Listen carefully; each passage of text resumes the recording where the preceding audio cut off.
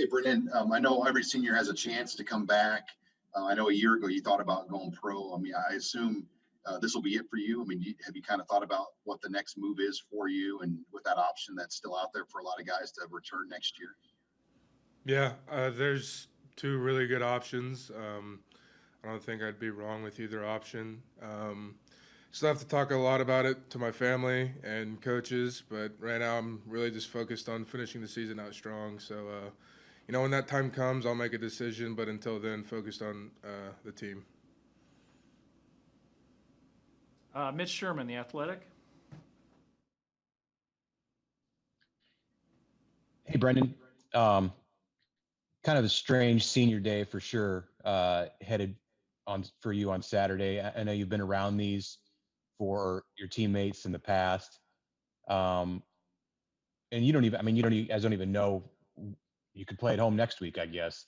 So all of that taken into account, what are you expecting the emotions to be like this week?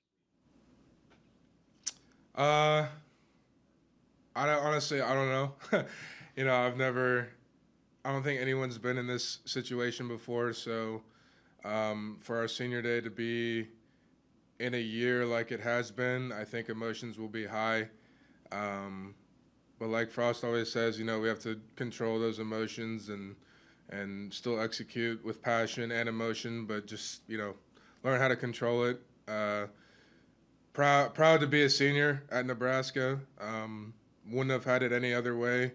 Obviously, if there were fans, that'd be pretty cool. But other than that, I love the way things turned out. I learned a lot more from losing than winning. I think we've all grown a lot more throughout this year. So proud of myself, proud of the guys I play with, and I think emotions will be high that day. Andrew Ward, KLKN. Hey, Brendan, when Keith said that, you broke a record for career starts right there, with all the great offensive linemen that have come through here, what does that mean to you to have that record now? It means a lot. I came to Nebraska to be a part of an offensive line tradition, and to be a part of that tradition now is just something that I'm forever grateful for. All the people that have came before me, all the people that'll come after me. To be where I am today, I couldn't have done without my teammates. When I was a young guy, people like Tanner Farmer and David Neville, Nick Gates, all those guys, I didn't do it by myself. So couldn't have done it without those guys. 24/7 Sports, Brian Christopherson. Hey, Brendan, you were just talking about when you were a young guy. How's Turner Corcoran doing? He's been on these road trips with you and working behind you. Obviously, he came in with a lot of attention on him. What have you seen from him as he's gone about growing like you had to do when you were a younger player? Yeah, personally, I think he's more mature than I was when I was in his shoes. I think he'll be a great asset to the team next year as he is this year.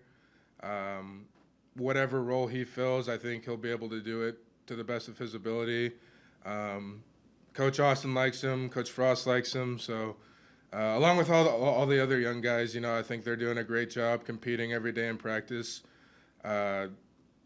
But for him, I think if he has to take that left tackle role next year, I'm going to do my best to kind of give him all the advice that the older guys gave me, and just to pass down a legacy of being a left tackle at Nebraska.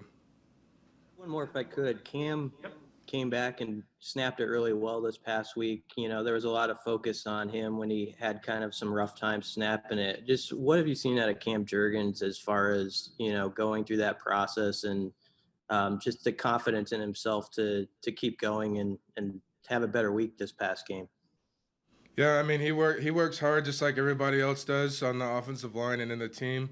Obviously, he's had some snapping issues in the past, so he's had to stay after practice, come in before practice, and work on that issue. And obviously, it worked out this week. I don't think there were too many, if any, bad snaps this week. So, if that's the case, then he needs to keep doing what he's doing, not slack off. So I think everybody's working just as hard as him.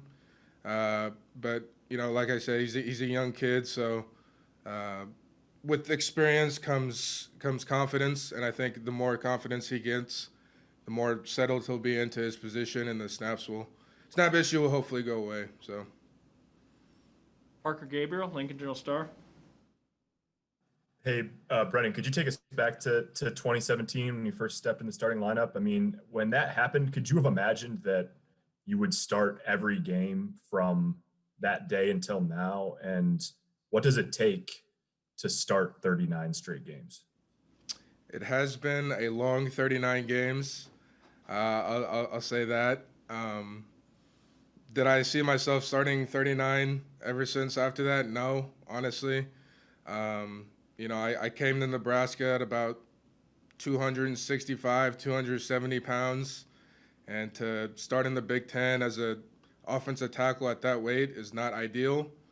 But I came from, I feel like I came from a pretty good high school. I feel like my technique was for the most part there.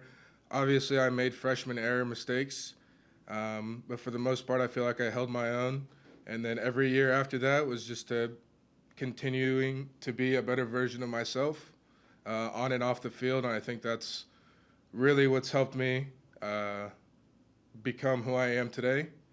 And then, like I mentioned before, the guys all around. I didn't do this by myself. I had a lot of older guys until I became the older guy who helped me along the way. So without them, I don't think that would be possible. Was there ever a week in that stretch where you got to midweek and you weren't sure if you were going to be able to go? Like, did the streak ever come close to ending? I know you went down at one point last year, maybe. Did you ever come close to the streak breaking? Yeah, I mean, there have always been a lot of small injuries here or there that, every offensive lineman gets, that everyone usually plays through. So, I thank God every night for a healthy day, healthy season, and pray for those who aren't healthy and for a quick recovery. So I'm just trying to finish out the season healthy and be the best version of myself throughout the season. Couple more for Brenden here. Steve Sipple, Lincoln Journal-Star. Hey, I'm sort of curious in something you said. I think I know the answer, but I want to hear it from you.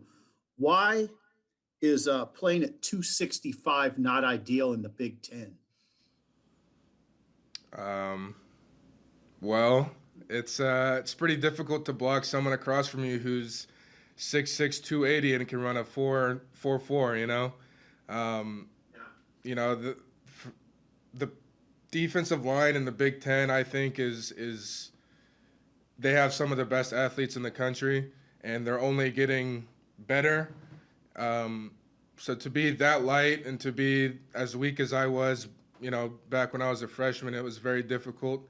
I had to lean a lot on what, at the time, Coach Kavanaugh had taught me technique-wise, and really lean on the older guys to help me out a little bit, especially with the offense that I had to learn that year. But playing at 265, 270 in the Big Ten is not what I would call an ideal situation for an offensive tackle. How do you feel about your level of play right now, especially maybe compared to back then? Or how has your level of play developed as the years have gone on?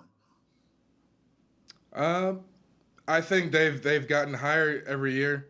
I think the level that I'm playing at has gotten significantly higher than when I was a freshman, obviously. Back then, I would really just focus on sort of myself, being selfish, didn't really know the playbook, didn't have the size, didn't have the strength to compete. But now I do have the size, I do have the strength, I know the playbook, so trying to be a team leader, bringing people along with me, bringing young guys like Turner Corcoran and Piper, bringing up to the level that I'm playing at is kind of my role as a team leader. And I feel like if I can keep doing that and keep bringing those young guys with me and everybody playing up to the level that we're all playing at, then I think we'll be very successful. Thank you, Brenden. All right, we'll finish up with Brenden with Evan Bland, Omaha World Herald.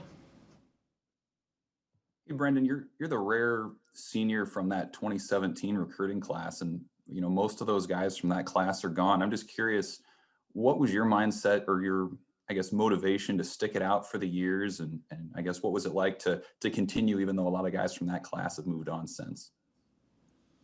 I wanted to show that I was loyal. I really had no reason to transfer. For the guys that did, they've had a lot of success. So everyone has their reasons. You know, I wanted to come to Nebraska to be at Nebraska and be a part of tradition like no other. And I feel like I've done that. I put a lot of trust in Coach Frost and his coaching staff, and I'm glad that they are the staff that came.